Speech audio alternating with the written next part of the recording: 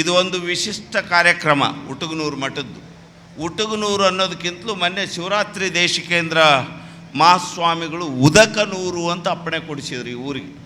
ಯಾಕಂದರೆ ಈ ಊರಾಗ ಎಲ್ಲಿ ನೋಡಿದ್ರಲ್ಲಿ ನೀರು ಉತ್ಪತ್ತಿ ಆಗ್ತದೆ, ಹಂಗಾಗಿ ಉದಕನೂರು ಅಂತ ಅಪ್ಪಣೆ ಕೊಡಿಸಿದ್ರು. ಇದು ಒಂದು ವಿಶಿಷ್ಟ ಕಾರ್ಯಕ್ರಮ.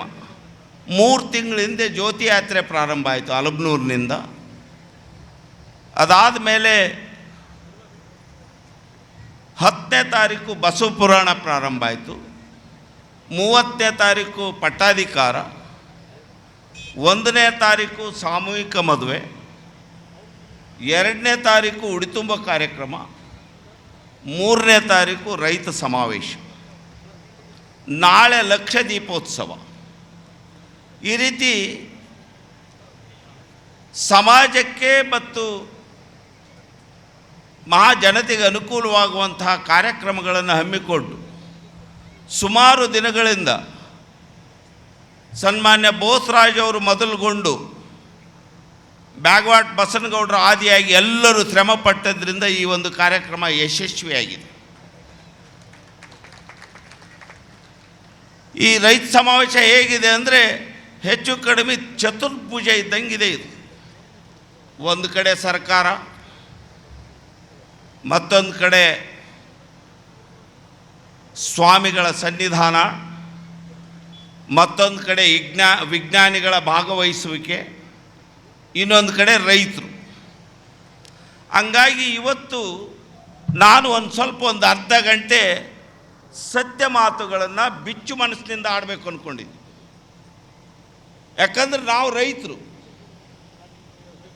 ನಮಗೆ ಬಹುತೇಕ ಅಕ್ಷರ ಜ್ಞಾನ ಕಡಿಮೆ. ನಾವೇನು ಸ್ಕೂಲ್ ಆಫ್ ಲಂಡನ್ ಎಕನಾಮಿಕ್ಸ್ ಓದಿಲ್ಲ, ಆದರೂ ನಮಗೊಂದು ಜ್ಞಾನ ಇದೆ. ಹಿಡಿ ಬಿತ್ತಿ ಉಡಿ ಬೆಳೆಯುವಂಥ ಜ್ಞಾನ ನಮಗಿದೆ. ಯಾವ ರೀತಿ ಎತ್ತುಗಳನ್ನು ಮೆರೆಸ್ಕೊಂಡು ಬಂದುವಲ್ಲ ನಾವು, 3 ತಾಳಿನ ಕೂರಿಗೆ ಹಾಸ್ಕೊಂಡು ಜೋಡೆತ್ತು ಕಟ್ಟಿ ತಲೆಬಿನ ಮೇಲೆ ಕೈ ಇಟ್ಟು ಅಂದಾಗನ ಈ ಜಗತ್ತು ಬದುಕ್ತೈತೆ ಅನ್ನುವಂಥ ಜ್ಞಾನ ನನಗಿದೆ. ಹಂಗಾಗಿ ನಮಗೆ ಗೊತ್ತಿರೋದಿಷ್ಟೇ, ಈ ದೇಶ ಸ್ವಾತಂತ್ರ್ಯ ಬಂತು 1947ರಲ್ಲಿ. ಸ್ವಾತಂತ್ರ್ಯ ಬಂದಾಗ ದೇಶದ ಜನಸಂಖ್ಯೆ 33 ಕೋಟಿ. ಅವತ್ತು ನಾವು ಬೆಳೀತಕ್ಕಂಥ ಆಹಾರ ಧಾನ್ಯ ಬರೀ 50 ದಶಲಕ್ಷ ಟನ್ನು. ಸಾಲ್ತಿರ್ಲಿಲ್ಲ ಅಂತ ಅವತ್ತಿನ ಪ್ರಧಾನಮಂತ್ರಿಗಳಾದ ನಮ್ಮ ತಾತ ನೆಹರೂಜಿ ಅವರು, ನಮ್ಮ ಅಜ್ಜಿ ಇಂದ್ರಮ್ಮನವರು, ನಮ್ಮ ತಾತ ಶಾಸ್ತ್ರೀಜಿಯವರು ಇವರೆಲ್ಲ ಹೊರದೇಶಕ್ಕೆ ಹೋಗಿ ಬೇಡ್ತಿದ್ರು. PL 480 ಕಾಯ್ದೆ ಅನ್ವಯ ಕೆಂಜೋಳ ಗೋಧಿ ಅಂತೇಳಿ ಹಂಚ್ತಿದ್ರು. ಲಾಲ್ ಬಹದ್ದೂರ್ ಶಾಸ್ತ್ರೀಜಿಯವರು 1969ರಲ್ಲಿ ಎಲ್ಲ ದೇಶದ ವಿಜ್ಞಾನಿಗಳನ್ನು ಒಂದು ಕಡೆ ಸೇರಿಸಿ ಯಾವುದೇ ಸಾರ್ವಭೌಮತ್ವ ರಾಷ್ಟ್ರ, ಪ್ರಜಾಪ್ರಭುತ್ವ ರಾಷ್ಟ್ರ ಮತ್ತೊಂದು ದೇಶದ ಮುಂದೆ ಬೇಡೋದಂತಂದ್ರೆ ಅದು ಮಾನಗೆಟ್ಟ ಕೆಲಸ. ಅದನ್ನು ಯಾವ ರೀತಿ ಸರಿ ಮಾಡ್ತೀರಿ ಅಂದಾಗ ದೇಶದ ವಿಜ್ಞಾನಿಗಳು ಹೇಳಿದ್ದು ಒಂದೇ, ಸ್ವಲ್ಪ ನಮ್ಮ ಒಕ್ಕಲ್ತನ ಪದ್ಧತಿ ಬದಲು ಮಾಡು. ಏನು ಮಾಡಬೇಕು? ಸ್ಥಾನಿಕ ಬೀಜದ ಬದಲಾಗಿ ಸಂಕರಿತ ಬೀಜ ಬೇಕು. ಬರೀ ತಿಪ್ಪೆನ ಗೊಬ್ಬರ ಅಷ್ಟೇ ಸಾಕಾಗೋದಿಲ್ಲ, ಸ್ವಲ್ಪ ರಸಾಯನ ಗೊಬ್ಬರ ಬೇಕು, ಔಷಧಿ ಬೇಕು, ನೀರಾವರಿ ಬೇಕು ಅಂತೇಳಿ ಯೋಜನೆಗಳನ್ನು ತಯಾರಿಸಿ ಒಪ್ಕೊಂಡಾಯಿತು. ಬ್ಯಾಂಕ್ ತೆರೆದ್ವಿ, ಸೊಸೈಟಿ ತೆರೆದ್ವಿ, ಬೆಳೆದ್ವಿ, ಕೊಟ್ವಿ, ಎಷ್ಟು ಥರ ಬೆಳೆದ್ವಿ. ಇವತ್ತು 330 ದಶಲಕ್ಷ ಟನ್ ಆಹಾರ ಧಾನ್ಯ ಬೆಳೀತಾ ಇದ್ದೇವೆ. 325ಕ್ಕಿಂತ ಹೆಚ್ಚು ದಶಲಕ್ಷ ಟನ್ ಹಣ್ಣು ತರಕಾರಿ ಬೆಳೀತಾ ಇದ್ದೇವೆ. 200 ದಶಲಕ್ಷ ಟನ್ನಷ್ಟು ಹಾಲು ಹೈನ ಬೆಳೀತಾ ಇದ್ದೇವೆ. ಆದರೂ ಇಷ್ಟೆಲ್ಲ ಬೆಳೆದು ದೇಶದ ಜನಸಂಖ್ಯೆ 145 ಕೋಟಿ, ಎಲ್ಲರಿಗೂ ಸಾಕಾಗಿ ಹೊರಗೂ ಕಳಿಸ್ತೇವೆ. ಬೇಡುವ ದೇಶ ನೀಡುವ ದೇಶ ಆಯಿತು. ಆದರೆ ನಮ್ಮ ಪಾಣಿಗಳೆಲ್ಲ ಬ್ಯಾಂಕ್ನಾಗ ಒತ್ತಿ ಬಿದ್ದು ಅಂದರೆ ಇದರ ಅರ್ಥ ಏನ? ಎಲ್ಲರ ಒಂದು ಕಡೆ ಸೂತ್ರ ತಪ್ಪಿರಬೇಕಲ್ಲ.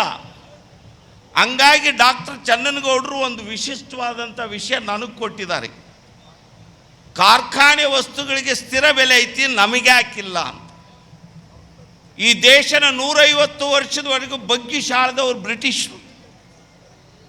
ಬ್ರಿಟಿಷರು ಎಂಥ ಕಾಯ್ದೆ ತಂದರು ಈ ದೇಶಕ್ಕಂದ್ರೆ, ಒಕ್ಕಲ್ತನದ ವಸ್ತುಗಳು ಹರಾಜಿನಲ್ಲಿ ಮಾರಾಟ ಆಗಬೇಕು, ಕಾರ್ಖಾನೆ ವಸ್ತುಗಳು ಅದ್ರ ಮೇಲೆ ಪ್ರಿಂಟ್ ಆಗಿ ಮಾರಾಟ ಆಗಬೇಕು ಅನ್ನೋ ಕಾಯ್ದೆ ತಂದು. ಹಂಗಾಗಿ ಅದಕ್ಕೆ MRP ಆಯಿತು, ನಮಗೆ ಟೆಂಡರ್ ಆಯಿತು, ಇಲ್ಲ ಓಪನ್ ಹರಾಜಾಯಿತು. ಅದಕ್ಕೆ 2 ಮಾರುಕಟ್ಟೆಗಳು ಈ ದೇಶದಲ್ಲಿ ನಿರ್ಮಾಣ ಆದವು. ಒಂದು ಮಾರುವವನ ಮಾರುಕಟ್ಟೆ, ಮತ್ತೊಂದು ಕೊಳ್ಳುವವನ ಮಾರುಕಟ್ಟೆ. ಒಕ್ಕಲ್ತನದ ವಸ್ತುಗಳು ಕೊಳ್ಳುವವನ ಮಾರುಕಟ್ಟೆಯಲ್ಲಿ ಮಾರಾಟ ಆದವು, ಕಾರ್ಖಾನೆ ವಸ್ತುಗಳು ಮಾರಾಟ ಮಾಡುವವನ ಮಾರುಕಟ್ಟೆಯಲ್ಲಿ ಮಾರಾಟ ಆದವು. ಅದಕ್ಕೆ ನಮ್ಮ ರೈತರು ಏನಾದರೂ ಅಂದ್ರೆ ಹೇಳಿದಷ್ಟಕ್ಕೆ ತರಬೇಕು, ಕೇಳಿದಷ್ಟಕ್ಕೆ ಕೊಡಬೇಕು. ಮಾರುವಾಗಲೂ ಶೋಷಣೆ, ತರುವಾಗಲೂ ಶೋಷಣೆ. ಆ ಕಾರಣಕ್ಕೆ ಎಷ್ಟಕ್ಕೆ ಯಾವತ್ತು ತಯಾರಾಗಿದೆ ಅಂತ ನಮಗೆ ಗೊತ್ತಿಲ್ಲ. ಈಗ ಸುಮ್ಮನೆ ಒಂದು ಸಾರಿ ನೆನಪು ಮಾಡಿಕೊಂಡು, ನಾನು 72ನೇ ಇಸ್ವಿನಲ್ಲಿ 8ನೇ ಕ್ಲಾಸ್ ಓದ್ತಿದ್ದೆ. ಅವತ್ತೊಂದು ಸೈಕಲ್ ಬೆಲೆ 150 ರೂಪಾಯಿ. ಅವತ್ತು ಅರ್ಧ ಚೀಲ ಜೋಳ ಕೊಟ್ಟರು ಒಂದು ಸೈಕಲ್ ಬರ್ತಿತ್ತು ನನಗೆ. ಇವತ್ತು 7,000 ರೂಪಾಯಿ ಆ ಸೈಕಲ್. ನಾನು ನಿನ್ನೆ ಒಂದಿಷ್ಟು ಯೂನಿವರ್ಸಿಟಿಯಾಗ ಒಂದಿಷ್ಟು ಲೆಕ್ಕ ತೆಗೆಸಿದ್ದೆ. ಸಿಮೆಂಟರ ಎಷ್ಟಕ್ಕೆ ಉತ್ಪನ್ನ ಆಕತ್ತಪ್ಪ? 1600 ರೂಪಾಯಿಗೆ 1 ಟನ್ ಆಕತ್ತೆ. 80 ರೂಪಾಯಿಗೆ ತಯಾರಾಗುವಂಥ ಸಿಮೆಂಟ 350 ರೂಪಾಯಿಗೆ ಮಾರ್ತದೆ. ಸ್ಟೀಲ್ ಎಷ್ಟಕ್ಕೆ ತಯಾರಾಗ್ತೈತಿ? 25,000 ರೂಪಾಯಿಗೆ ತಯಾರಾಗಂಥ ಸ್ಟೀಲ 57-58,000 ರೂಪಾಯಿಗೆ ಮಾರಾಟ ಆಗ್ತೈತಿ. 79ನೇ ಇಸ್ವಿನಲ್ಲಿ ಒಂದು ಟ್ರ್ಯಾಕ್ಟರ್ 28,000 ಇತ್ತು, ಇವತ್ತು 9 ಲಕ್ಷ ಆಗೈತಿ. ಇದರರ್ಥ ನಾನೇನು ಒಕ್ಕಲ್ತನದ ಮಾಲ್ ಏರಿಲ್ಲ ಅಂತಲ್ಲ.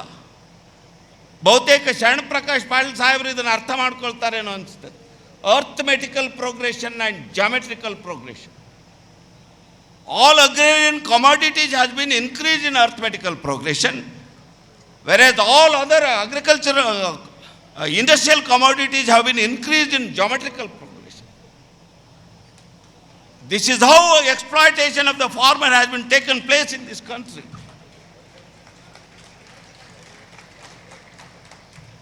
ನಿನ್ನೆ ನಾನು ಸುಮ್ಮನೆ ಹಾಲು ಹೈನದ ಬಗ್ಗೆ ಒಂದು ಯೋಚನೆ ಮಾಡ್ತಿದ್ದೆ. ಒಂದು ವರ್ಷ ಪೂರ್ತಿ ಹೈನು ಮಾಡ್ಬೇಕಂದ್ರೆ 2 ರಾಸು ಬೇಕು, 2 ಎಮ್ಮೆ ಬೇಕು, ಇಲ್ಲ 2 ಆಕಳ ಬೇಕು. ಒಂದು ಶೆಡ್ ಹಾಕ್ಬೇಕಂದ್ರೆ 1 ಲಕ್ಷ ರೂಪಾಯಿ, 15/20. 2 ಎಮ್ಮೆ ತಂದ್ರೆ 1 ಲಕ್ಷ ರೂಪಾಯಿ. 5 ಸೂಲು ಹಿಂಡ್ತೈತಿ ಒಂದು ಎಮ್ಮೆ. ಒಂದು ಶೆಡ್ 10 ವರ್ಷಕ್ಕೆ ಬರ್ತೈತಿ.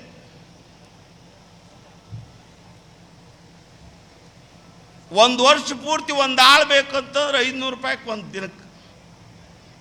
ಹಿಂಗಾಗಿ ಎಲ್ಲ ಲೆಕ್ಕ ಹಾಕಿದ್ರೆ 862 ರೂಪಾಯಿ ಖರ್ಚು ಬರ್ತೈತಿ ಒಂದು ದಿನಕ್ಕೆ. 10 ಲೀಟ್ರ್ ಹಾಲು ಬರ್ತೈತಿ ಒಂದು ದಿನಕ್ಕೆ. ಹಾಲಿನ ದರ ಎಷ್ಟಿರ್ಬೋದಾ? 84 ರೂಪಾಯಿ ಆಗ್ಬೇಕಾಗ್ತೈತಿ. Virtual value of the milk ನಾ ಹೇಳ್ತಿರೋದು. ಇವತ್ತು ನಮಗೆ ಸಿಗ್ತಿರೋದೇನ? ನಮ್ಮ ಬಳ್ಳಾರಿ ಒಕ್ಕೂಟದಲ್ಲಿ 34 ರೂಪಾಯಿ ಸಿಗ್ತಾ ಇದೆ ಆಕಳ ಹಾಲಿಗೆ, ಎಮ್ಮೆ ಹಾಲಿಗೆ ಸಾರಿ. ನಮ್ಮ ಕಲಬುರಗಿ ಒಕ್ಕೂಟದಲ್ಲಿ 35 ರೂಪಾಯಿ ಸಿಗ್ತಾ ಇದೆ. ಅದಕ್ಕೆ ಘನ ಸರ್ಕಾರದವರು 5 ರೂಪಾಯಿ ಪ್ರೋತ್ಸಾಹಧನ ಕೊಡ್ತಾ ಇದ್ದಾರೆ. ಅದಕ್ಕೆ ನಾನು ತಮ್ಮನ್ನು ಕೇಳ್ತೇನೆ, ಇಲ್ಲಿ ನಿಜವಾದ ಪ್ರೋತ್ಸಾಹಧನ ರೈತರು ಕೊಡ್ತಿದ್ದಾರೋ ಸರ್ಕಾರ ಕೊಡ್ತಿದೆಯೋ? 80 ರೂಪಾಯಿ ಹಾಲು 50 ರೂಪಾಯಿಗೆ ಮಾರುವಾಗ ನಾವು ಪ್ರೋತ್ಸಾಹಧನ ಕೊಡ್ತಾ ಇದ್ದೇವೆ. ಅದಕ್ಕೆ ಇಲ್ಲಿ ಸರ್ಕಾರ ಅಥವಾ ಇನ್ನೊಬ್ಬರು ಯೋಚನೆ ಮಾಡೋದಕ್ಕಿಂತಲೂ ಹಾಲು ಊಟ ಮಾಡುವಂಥವ್ರು ಯೋಚನೆ ಮಾಡಬೇಕು. 2 ರೂಪಾಯಿ ದರ ಹೆಚ್ಚಾದ ಕೂಡಲೇ ಎಲ್ಲ ಮಾಧ್ಯಮಗಳಲ್ಲಿ ಬೆಲೆ ಏರಿಕೆ. ಆದರೆ ಅದನ್ನು ಉತ್ಪಾದನೆ ಮಾಡುವವನು ಕಷ್ಟ ಏನು ಗೊತ್ತಾ? ಅದೇ ರೀತಿ ಕೋಳಿ ತತ್ತಿ ಅದೇ ರೀತಿ ಮಾಂಸ, ಅದೇ ರೀತಿ ರಾಗಿ, ಜೋಳ,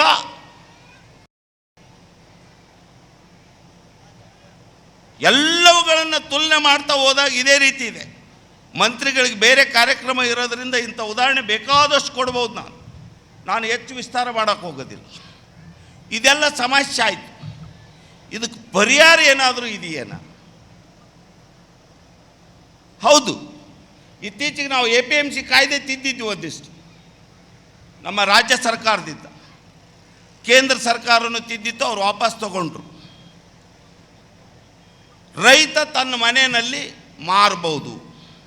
ಅದಕ್ಕೆ ನಾನು ತಮ್ಮನ್ನು ಪ್ರಶ್ನೆ ಮಾಡ್ತೇನೆ, ಮನೆ ಮುಂದೆನೇ ಮಾರಾಟ ಮಾಡುವಾಗ ನನ್ನ ಧ್ವನಿ ದೊಡ್ಡದಿರುತ್ತೋ, APMCಗೆ ಒಯ್ದಾಗ ನನ್ನ ಧ್ವನಿ ದೊಡ್ಡದಿರುತ್ತೋ? ಮನೆ ಮುಂದೆ ಮಾರುವಾಗ ನನ್ನ ಧ್ವನಿ ದೊಡ್ಡದಿರುತ್ತೆ. ಬೇಕಿದ್ರೆ ತಗೋ, ಸಾಕಿದ್ರೆ ಬಿಡು ಅಂತೇನೆ, ಯಾಕಂದ್ರೆ ಹೊಳಿ ತರೋದು ಇರೋದಿಲ್ಲ ನನಗೆ.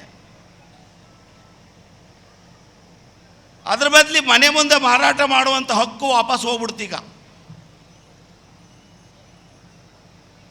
Buyers market and sellers market ಅಂದ್ವಲ್ಲ, ಅದು ಒಂದು ಮೊದಲನೇ ಹೆಜ್ಜೆ ಸೆಲ್ಲರ್ಸ್ ಮಾರ್ಕೆಟ್ ಆಗೋದಕ್ಕೆ. ಈ ದೇಶದಲ್ಲಿ ಎಲ್ಲರಿಗೂ ತಮ್ಮ ತಮ್ಮ ಉತ್ಪನ್ನಗಳಿಗೆ ತಾವೇ ಧಾರಣೆ ಮಾಡುವಂಥ ಅಧಿಕಾರ ಇದೆ, ರೈತರಿಗೆ ಇಲ್ಲ. ಈ ಅಧಿಕಾರವನ್ನು ಕೊಡಬೇಕಂದಾಗ ಭಾಳಷ್ಟು ಮೂಲಭೂತ ಬದಲಾವಣೆ ಆಗ್ತದೆ. ಈಗ ರಾಜ್ಯ ಸರ್ಕಾರ ಇರ್ಬೋದು, ಕೇಂದ್ರ ಸರ್ಕಾರ ಇರ್ಬೋದು, ಅನೇಕ ಕಾರ್ಯಕ್ರಮಗಳನ್ನು ಘೋಷಣೆ ಮಾಡಿದ್ದಾರೆ. ಯಾವುದೇ ಪ್ರಯತ್ನ ಆಗಿಲ್ಲ ಅಂತ ನಾನು ಖಂಡಿತ ಹೇಳೋದಿಲ್ಲ. ನಿರಂತರ ಪ್ರಯತ್ನಗಳು ನಡೆದಿವೆ ರೈತರನ್ನು ಮೇಲೆತ್ತೋದಕ್ಕೆ. ಆದರೆ ಅವೆಲ್ಲ ಕಾರ್ಯಕ್ರಮಗಳು ಕೃಷಿಯನ್ನು ಉಳಿಸೋದಕ್ಕೆ, ಕೃಷಿಕನನ್ನು ಉಳಿಸೋದಕ್ಕಲ್ಲ. ಹಂಗಾಗಿ ಇವತ್ತು ನಾವು ನಮ್ಮ ವಿದ್ಯಾರ್ಥಿಗಳಿಗೂ ಏನು ಕಲಿಸ್ತೇವೆ ಪಾಠ ಅಂದರೆ, India is rich, inhabitants of Indians are poor. Agriculture is rich, agriculturist is poor. ಈ ವಿಪರ್ಯಾಸಗಳನ್ನು ಎಷ್ಟು ದಿನಕ್ಕೆ ತಗೊಂಡು ಹೋಗ್ಬೇಕು ನಾವು? ಇದು ಇಲ್ಲದೆ ಇದ್ದರೆ ನಿಜವಾಗಲೂ ಯುವಕರು ಕೃಷಿ ಅಡಿಗೆ ಬರೋದಿಲ್ಲ. ಎಂಥ ಪರಿಸ್ಥಿತಿ ನಿರ್ಮಾಣ ಆಗಿದೆ ಸಮಾಜದಲ್ಲಿ. ಕನ್ಯೆ ಕೇಳೋಕ್ಕೆ ಹೋದ್ರೆ ಹುಡುಗ ಏನು ಮಾಡ್ತಾನೆ? ಒಕ್ಕಲ್ತನ ಮಾಡ್ತಾನಂತ ನೋಡೋಣ, ವಿಚಾರ ಮಾಡೋಣ. ಒಂದು ಸಣ್ಣದು ಪ್ಯೂನ್ ನೌಕರಿ, ಅಟೆಂಡರ್ ನೌಕರಿ, ಆ ನೌಕರಿ ಇದ್ರೆ ಸಾಕು ಕನ್ಯೆ ಕೊಡ್ತೀವಿ ಅನ್ನೋಂಥ ಮಟ್ಟಕ್ಕೆ ಆಯ್ತಲ್ಲ. ಅಂದರೆ ಈ ದೇಶಕ್ಕೆ ಬೇಡುವ ದೇಶವನ್ನು ನೀಡುವ ದೇಶವನ್ನಾಗಿ ಮಾಡಿದದಕ್ಕೆ ಇದ್ರ ಪ್ರತಿಫಲ ಏನು?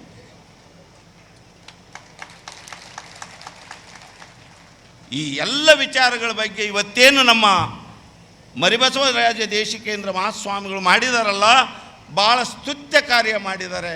ನಾನು ಹೆಚ್ಚು ಸಮಯ ತಗೊಳಕ್ಕೆ ಹೋಗೋದಿಲ್ಲ. ಇದಕ್ಕೇನು ಮಾಡ್ಬೋದು ಸರ್ಕಾರ? ಒಂದು ಪ್ರೈಸ್ ಗ್ಯಾರಂಟಿ ಆ್ಯಕ್ಟ್ ತರೋದಕ್ಕೆ ಸಾಧ್ಯವೇ? ಪ್ರೈಸ್ ಗ್ಯಾರಂಟಿ ಆ್ಯಕ್ಟ್ ತಂದ್ರೆ ಏನಾಗುತ್ತೆ? ಈ ದೇಶಕ್ಕೆ ಏನೇನು ಬೇಕು, ಎಷ್ಟು ಬೇಕು ಅನ್ನೋಂಥದ್ದು ಈಗಾಗಲೇ ತೀರ್ಮಾನ ಆಗೋಗಿದೆ. ನಮ್ಮ ದೇಶದಲ್ಲಿ ಒಟ್ಟು ಉತ್ಪನ್ನ ಮಾಡ್ತಕ್ಕಂಥ ಅಕ್ಕಿ ಎಷ್ಟು? 100ರಿಂದ 120 ದಶಲಕ್ಷ ಟನ್. ಪ್ರತಿಯೊಬ್ಬರಿಗೂ ತಲವಾರು ಹಂಚಿದಾಗ 200ರಿಂದ 220 ಗ್ರಾಮ್ ಬರುತ್ತೆ. ಅದೇ ರೀತಿ ಬೇಳೆ, ಅದೇ ರೀತಿ ಸಕ್ಕರೆ. ಈ ದೇಶದಲ್ಲಿ ದೊರಕದೇ ಇರೋದು ಶುದ್ಧವಾಗಿ ಅಂದರೆ ಎಣ್ಣೆ ಮಾತ್ರ. ಯಾಕಂದರೆ ಎಣ್ಣೆ ಕಾಳಿನ ಬಗ್ಗೆ ನಾವು ಸರಿಯಾದ ಕಾರ್ಯಕ್ರಮ ಹಾಕ್ಕೊಳ್ಳಿಲ್ಲ. ನಾನು ಆಯೋಗದ ಅಧ್ಯಕ್ಷನಾಗಿದ್ದಾಗ ಒಂದು ವರದಿನೂ ಮಾಡಿದೆ. ಇಲ್ಲ, ನಾವು ಸರಿಯಾದ ಬೆಲೆ ಕೊಡದೇ ಇದ್ದರೆ ನಾವು ತಿನ್ನುವಂಥ ಎಣ್ಣೆ ಶುದ್ಧವಾಗಿರ್ಲಿಕ್ಕೆ ಸಾಧ್ಯನೇ ಇಲ್ಲ. ಯಾಕಂದರೆ ಇವತ್ತು ನಮಗೆ ಎಣ್ಣೆ ತಯಾರಾಗಬೇಕಂದ್ರೆ 250 ರೂಪಾಯಿ ಮಿನಿಮಮ್ ಬೇಕು. ಆದರೆ ನಾವು ಇವತ್ತು ಕೊಡ್ತಾ ಇರೋ ಎಣ್ಣೆ 120, 130ಕ್ಕೆ ಲಿಕ್ವಿಡ್ ಪ್ಯಾರಾಫಿನ್ ಮಿಕ್ಸ್ ಇದ್ದೇ ಇದೆ. ಅಡಲ್ಟ್ರೇಷನ್ ಆಫ್ ದಿ ಆಯಿಲ್ ಯಾರಿಂದಲೂ ತಡೆಯೋಕ್ಕೆ ಸಾಧ್ಯ ಆಗ್ತಾ ಇಲ್ಲ. ಈಗ ಇದಕ್ಕೆ ವಿಶೇಷವಾದಂಥ ಕಾರ್ಯಕ್ರಮಗಳು ಹಾಕ್ಕೋಬೇಕು.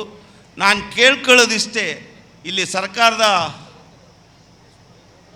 ಭಾಗವಾಗಿರುವಂಥ ಉಭಯ ಸಚಿವರಲ್ಲೂ, ವಿರೋಧ ಪಕ್ಷದ ನಾಯಕರಲ್ಲೂ, ಮಾನ್ಯ ಶಾಸಕರುಗಳಲ್ಲೂ ಪ್ರೈಸ್ ಗ್ಯಾರಂಟಿ ಆ್ಯಕ್ಟ್ ಇದು ರಾಜ್ಯ ಸರ್ಕಾರದ ಶಕ್ತಿ ಆಗೋದಿಲ್ಲ. ಇದು ಏನೇ ಇದ್ದರೂ ಕೇಂದ್ರ ಸರ್ಕಾರದ ಶಕ್ತಿ ಆಗುತ್ತೆ. ಹಂಗಾಗಿ MSP ಬದಲಿ SMP ಮಾಡೋದಕ್ಕೆ ಸಾಧ್ಯವೇನೋ?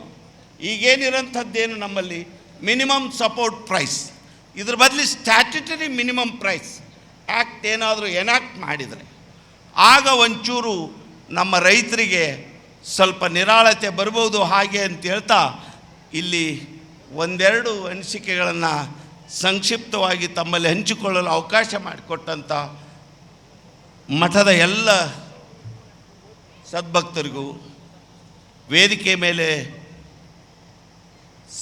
ಸಾನ್ನಿಧ್ಯವನ್ನು ದಯಪಾಲಿಸಿರುವಂಥ ಜಗದ್ಗುರು ಸನ್ನಿಧಿಯವರಿಗೂ, ಎಲ್ಲ ಹರಗುರು ಚರಮೂರ್ತಿಗಳಿಗೂ ಮತ್ತು ಶಾಸಕರಿಗೂ, ಸಚಿವರಿಗೂ ಎಲ್ಲರಿಗೂ ವಂದಿಸ್ತಾ ನನ್ನ ಮಾತುಗಳನ್ನು ಮುಗಿಸುತ್ತೇನೆ. ನಮಸ್ಕಾರ.